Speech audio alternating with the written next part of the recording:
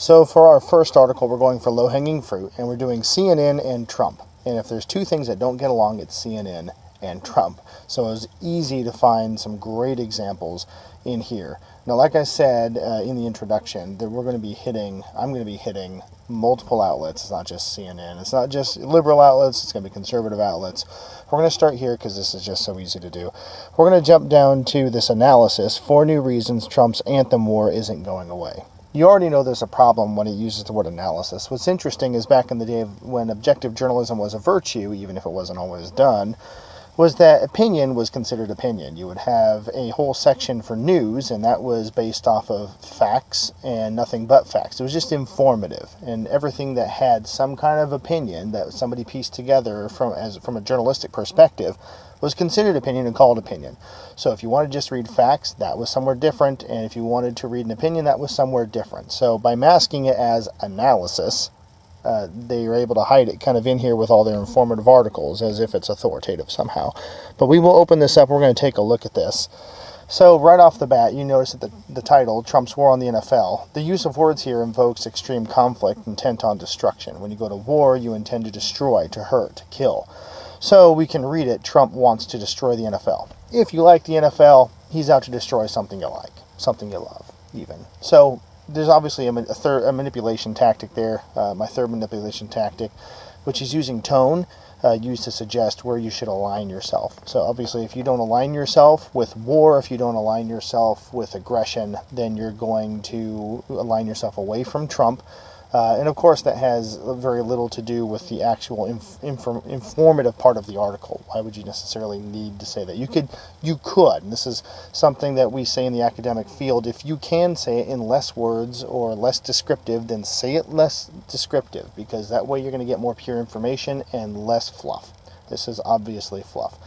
So scrolling down, when we begin this thing in the introduction, so the usage of keywords like picking on, as we see here that Trump is picking on the National Football League, that kind of a thing obviously invokes images of bullying. So to be honest, this was a conflict the people of America had with the NFL.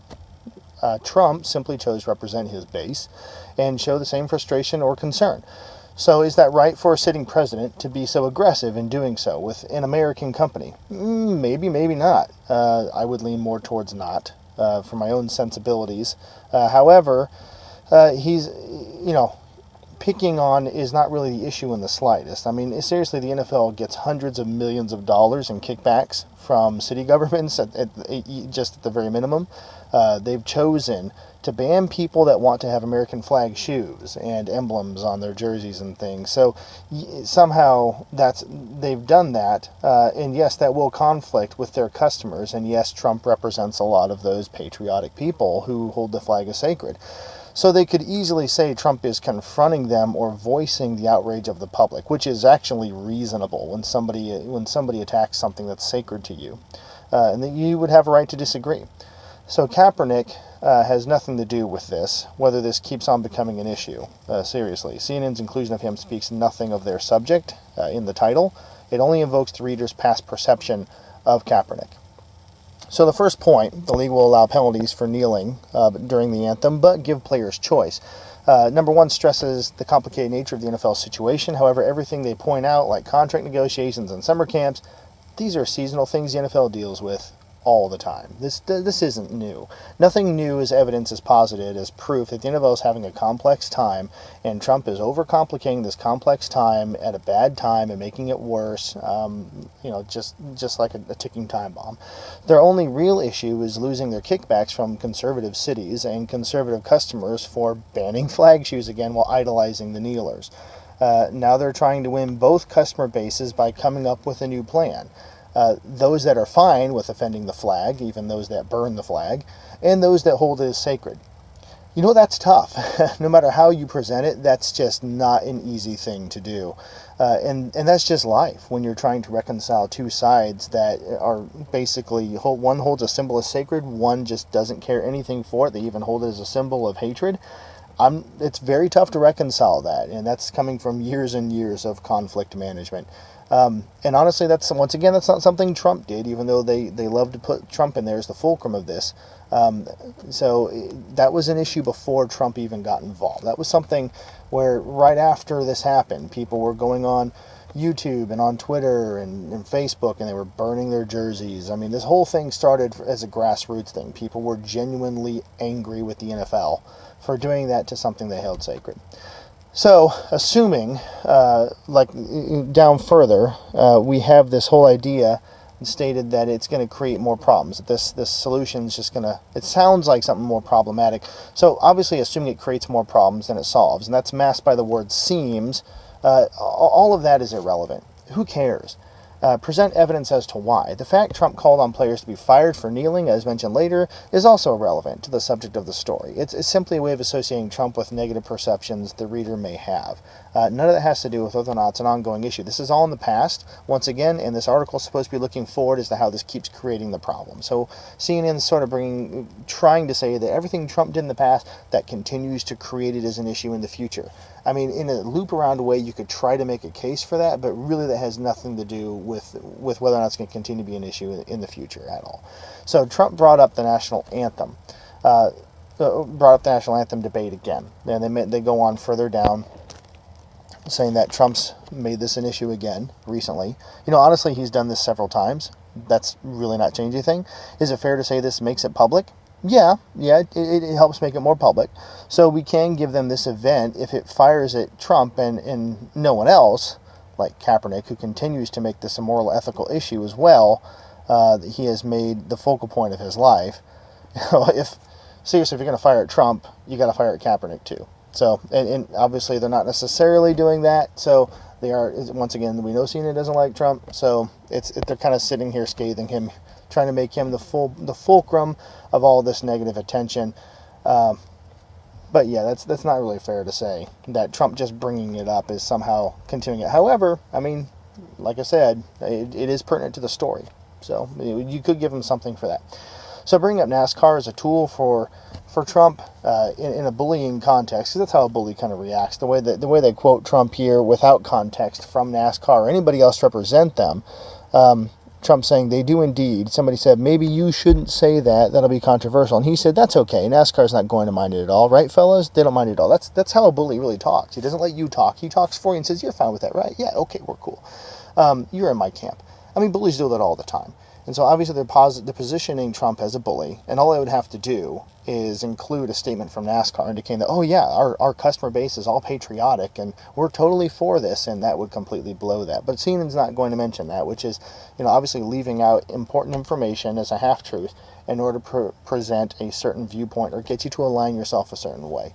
And once again, NASCAR has nothing to do with this. NASCAR is not going to continue to make that an issue. I mean, NASCAR was always waving flags and being patriotic and all that sort of stuff. Mentioning that they wave the Confederate flag, that doesn't have anything to do with it as much as that is kind of frustrating. And it's like, I don't know about that. That really doesn't change anything, and that really doesn't affect the conversation going forward either. So it's just a lot of fluff that's thrown in there. Number 3 is relevant. The Eagles will visit the White House, so they're mentioning that there's going to be some people that aren't going to show up at the White House. They only give one example, of course, that's Jenkins. And if that's the case, then that's the case. That's Jenkins actually making this more of an issue and not necessarily Trump, which CNN would like to do. So good for them. They actually included that somebody else is actually contributing to the controversy. But number 3 is at least relevant. So let's give them that. So the reference to a collusion between Trump and the NFL over Kaepernick is daft and thoughtless at best. This is non-existent. CNN is only calling it this, making this an issue and labeling it as a collusion in order to reference their Trump-Russia collusion bit they've been running with for over a year now. Despite evidence breaking evidence, pushing truth more to the Democrats and Mueller as the colluder in a shocking story that might be pretty big. But we'll stay tuned on that, because you never know which way this is going to swing. There's a lot of back and forth going on in Washington, and a lot of shadow games, and you just have no idea what's going to happen. We don't know. So At this point, someone could pull a mask off somebody and prove that they're an alien, and we'd be like, we wouldn't be shocked. So, but anyway, that's also not part of this article anyway. So its inclusion is, of course, manipulative and out of an ulterior motive. There's just no reason to include this whole collusion brush up. The specific reference to Trump might have his eyes on a different collusion investigation. That's obviously a slight against Trump from their own perspective. It has nothing to do with the article. So obviously that's completely out of bounds with informative journalism, objective journalism. It's entirely the kind of stuff that we're unearthing here. Kaepernick let's just get honest, Kaepernick wasn't let go because he kneeled either. He had been underperforming for some time. Everybody knows that. So if you underperform, you deserve to lose your spot. That's why you had it in the first place, is because you were underperforming. So the whole reason you had your spot in the first place is because you perform more exceptionally than others, and that included Kaepernick. So if he was removed for controversy, his removal is kind of akin to maybe Tim Tebow, who's been pushed out of the league for an alternative attention that he drew to his team, as a lot of people suggested.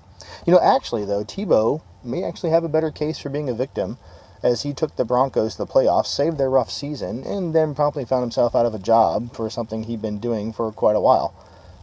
Mainly due to media coverage, which made him this, explosive attention-grabbing thing. And, Kaepernick kind of took that on himself. So did Tebow. Tebow kind of created his own mess, and they wanted him out. So you can say Tebow owns that, but at least he had the performance down.